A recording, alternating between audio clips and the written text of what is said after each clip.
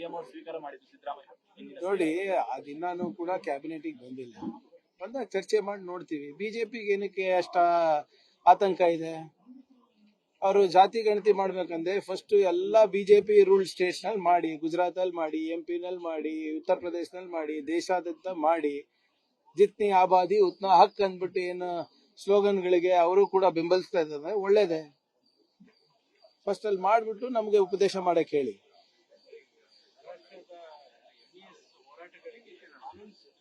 Legal support ಕೊಡ್ತೀವಿ ಅಂತ ಮಹಾರಾಷ್ಟ್ರದವರು ಹೇಳಿದ್ದಾರೆ. ನೋಡಿ, ಅವರ ಸಂಘಟನೆಗಳಿಗೆ ಅವ್ರೇನ್ ಸಪೋರ್ಟ್ ಮಾಡ್ಬೇಕು ಅವ್ರು ಮಾಡ್ಕೊಳ್ಳಿ, ಅದೇ ನಮ್ದು ಲೋಕಲ್ ಸ್ಟ್ಯಾಂಡೇ ಇಲ್ಲ ಅದಕ್ಕೆ. ಆದರೆ ನಮ್ಮ ನೆಲ ಜಲ ನಾಡಿನ ವಿಚಾರ ಭಾಷೆ ವಿಚಾರ ಬಂದಾಗ ನಾವು ಕೂಡ ಹಿಂಸರಿಯೋದಿಲ್ಲ. ಅವ್ರೇನ್ ಮಾಡ್ಬೇಕೋ ಮಾಡ್ಲಿ, ಅವ್ರ MESCಗಾನ ಬ್ಯಾಕ್ ಮಾಡ್ಲಿ, ಬೇರೆ ಏನಾದಕ್ಕಾನ ಬ್ಯಾಕ್ ಮಾಡ್ಲಿ.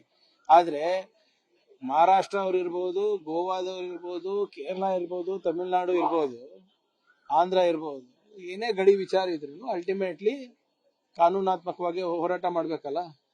ಯಾರೋ ಒಬ್ರು ಸಂಘಟನೆ ಹೇಳ್ತಾರೆ, ಒಬ್ರು ಮುಖ್ಯಮಂತ್ರಿ ಹೇಳ್ತಾರೆ, ಮಂತ್ರಿ ಹೇಳ್ತಾರೆ ಅಂದ ತಕ್ಷಣನೇ ನಾವು ಹೆಂಗ್ ಬೇಕಂಗೆ ಅಡ್ಡಾತಿಡ್ಡ ಗೆರೆಗಳನ್ನ ಇಳಿಯಕ್ ಆಗೋದಿಲ್ಲ. ಇದೆಲ್ಲ ರಿಆರ್ಗನೈಸೇಷನ್ ಸಮಿತಿ ಮುಖಾಂತರ ಆಗಿದೆ. ಭಾಷಾವಾರು ಲಿಂಗ್ವಿಸ್ಟಿಕ್ ರಿಆರ್ಗನೈಸೇಷನ್ ಕಮಿಟಿನಲ್ಲಿ ಕೂತಾಗ ಆಗಿರೋದು ಇವೆಲ್ಲಾನು. ಏನಾದ್ರು ಮಾಡ್ಲಿ, ಅವ್ರು ಬ್ಯಾಕ್ ಮಾಡ್ಲಿ. ಯಾವಾಗ್ಲೂ ಗಡಿಯಲ್ಲಿ ಕಿತಾಪತಿ ತೆಗಿತಾರೆ. ಈಗ ಸರ್ಕಾರನೇ ಸಪೋರ್ಟ್ ಕೊಡ್ತೀವಿ ಅಂತಂದ್ರೆ ಅವ್ರ ಉಪಟಳ ಇನ್ನೂ ಜಾಸ್ತಿ ಆಗುತ್ತೆ. ನೋಡಿ, if government is backing them up legally, there is nothing we can do. But ಯಾವುದೇ ಬೇರೆ ರೀತಿಯಾಗಿ ಅವರಿಗೆ ಬ್ಯಾಕ್ ಮಾಡೋದಾಗ್ಲಿ ಅಥವಾ ಇಲ್ಲಿ ಬಂದು ಘರ್ಷಣೆಗೆ ಅವಕಾಶ ಮಾಡಿಕೊಡೋದಾಗ್ಲಿ ಅದು ಮಾಡಬಾರದು. ಅದಕ್ಕೆ ಮಾಡಕ್ಕೆ ನಮ್ಮ ಕಡೆನೂ ನಾವು ಅವಕಾಶ ಮಾಡಿಕೊಡೋದಿಲ್ಲ. ಇದು ವಾರ್ನಿಂಗ್ ಅನ್ನ ತಿಳ್ಕೊಳ್ಳಿ ಅಥವಾ ಕಿವಿ ಮಾತಂತ ತಿಳ್ಕೊಳ್ಳಿ. ನಮ್ಮ ರಾಜ್ಯದಲ್ಲಿ ಬಂದು ನೀವು ಪುಂಡಾಟಿಕೆ ಮಾಡೋದು, ಬೇರೆ ಬೇರೆ ರೀತಿಯಾಗಿ ಹೋರಾಟ ಮಾಡೋದು, ಘರ್ಷಣೆಗಳಿಗೆ ಆಸ್ಪದ ಮಾಡಿಕೊಡೋದು ನಾವು ಅಲೋ ಮಾಡೋದಿಲ್ಲ. ನೀವು ಮಾಡಿ, ಕಾನೂನು ಹೋರಾಟ ಮಾಡಿ, ನಿಮ್ ಬೇಡಿಕೆ ಏನಿದೆ ಪ್ರಸ್ತಾಪ ಮಾಡಿ, whatever is within legal ambit ಮಾಡಿ, ನಮಗೇನು ತಕರಾರಿಲ್ಲ, ನಾವು ಕೂಡ ಮಾಡ್ತೀವಿ. ಹಾಗಂತ ನೀವು ಎಲ್ಲದಕ್ಕೂ ಸಪೋರ್ಟ್ ಮಾಡೋದು as a government is not acceptable. And I am sure Maharashtra ಸರ್ಕಾರದಲ್ಲಿ ಅಷ್ಟು ಪ್ರಬುದ್ಧತೆ, ಅಷ್ಟು ಪ್ರಜ್ಞೆ ಇದೆ ಅಂತ ನಾನು ಭಾವಿಸ್ತಾ ಇದ್ದೀನಿ. ಸರ್, ಅಶೋಕ್ ಅವರು ಪತ್ರ ಬರೆದಿದ್ದಾರೆ, ರೈತರ ಸಾಲ ಮನ್ನಾ ಮಾಡಿ 50,000 ಎಷ್ಟು ಸಾಲ ಇದೆ 50,000 ಕೆಳಗಡೆ ಇರೋರಿಗೆ ಮಾಡಕ್ ಕೇಳಿ, ಪ್ರಧಾನ ಮಂತ್ರಿ ಕೂಡ ಕೇಳಿ, ಯಾರು ಬೇಡ ಅಂದಿದ್ರು.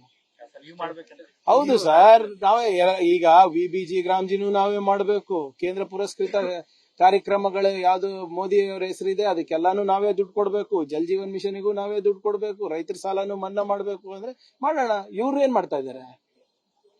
What is the state governments responsibility versus the central governments responsibility?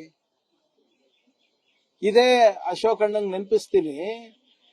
Yediyurappa ಅವರು ಮೇಲ್ಮನೆಯಲ್ಲಿ ಸಾಲ ಮನ್ನಾ ಮಾಡಿ ಅಂತ ಪ್ರಸ್ತಾಪನೆ ಮಾಡಿದಾಗ ಉಗ್ರಪ್ಪ ಅವರು ಏನಂದಿದ್ರು, ನನ್ಗೆ ನೋಟ್ ಛಪಾಸ ಮಿಷಿನ್ ಇದೆಯಾ, ಸಾಲ ಮನ್ನಾ ಮಾಡ್ಲಿಕ್ಕೆ ಆಗಲ್ಲ, ನನ್ನ ಹತ್ರ ಏನ್ ಪ್ರಿಂಟಿಂಗ್ ಪ್ರೆಸ್ ಇಟ್ಕೊಂಡಿದ್ದೇನ ದುಡ್ಡಿಂದು ಅಂತ ಹೇಳಿದ್ರು. ಅವಾಗ ಅವ್ರದೇ ಸರ್ಕಾರ ಇತ್ತಲ್ಲ. ಬಹಳ ಸ್ಪಷ್ಟವಾಗಿ ಮುಖ್ಯಮಂತ್ರಿಗಳು ಏನ್ ಹೇಳಿದ್ದಾರೆ, ಇನ್ನ ಈಗ ಗ್ರೌಂಡ್ ಟ್ರೂತಿಂಗ್ ಆಗ್ಬೇಕು, ವರದಿಗಳನ್ನ ಸಲ್ಲಿಸಬೇಕು, ದತ್ತಾಂಶಗಳು ಬರಬೇಕು, ಅದಾದ್ಮೇಲೆ ನಾವು ನೋಡ್ತೀವಿ. ಈಗ ಸಾಲ ಮನ್ನಾ ಮಾಡ್ಬೇಕು ಅಂದ್ರೆ ಮಾಡೋಣ, ಬೇಡ ಯಾರಂತ ಇದ್ದಾರೆ. ಆದ್ರೆ ನಿಮ್ ಸಹಕಾರ ಏನಿದೆ, ಅದಕ್ಕೆ ನಿಮ್ ಕೊಡುಗೆ ಏನಿದೆ? ಕೇಂದ್ರ ಸರ್ಕಾರದವರು ಮತ್ತೆ ನಿಮ್ MP ಗಳೆಲ್ಲ ಏನ್ ಮಾಡ್ತಾ ಇದ್ದಾರೆ?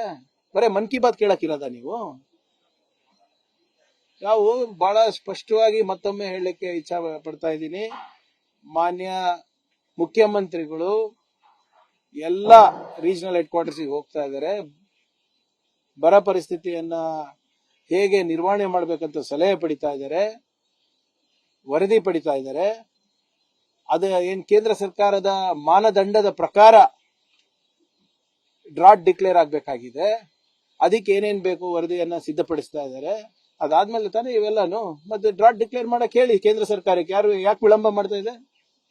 ನಮಗ್ ಪ್ರವಚನ ನೀಡೋದ್ ಬಿಟ್ಟು ಅಶೋಕ್ ಅವ್ರಿರ್ಬೋದು, ವಿಜೇಂದ್ರ ಅವ್ರಿರ್ಬೋದು, ಕೇಂದ್ರ ಸರ್ಕಾರಕ್ಕೆ ಪತ್ರ ಬರೀಲಿ.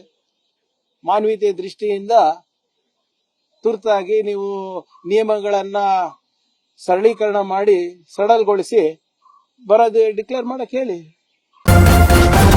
ನ್ಯೂಸ್ ಫಸ್ಟ್ ನಿರ್ಭೀತಿಯಿಂದ ನಿಮ್ಮ ಪರವಾಗಿ.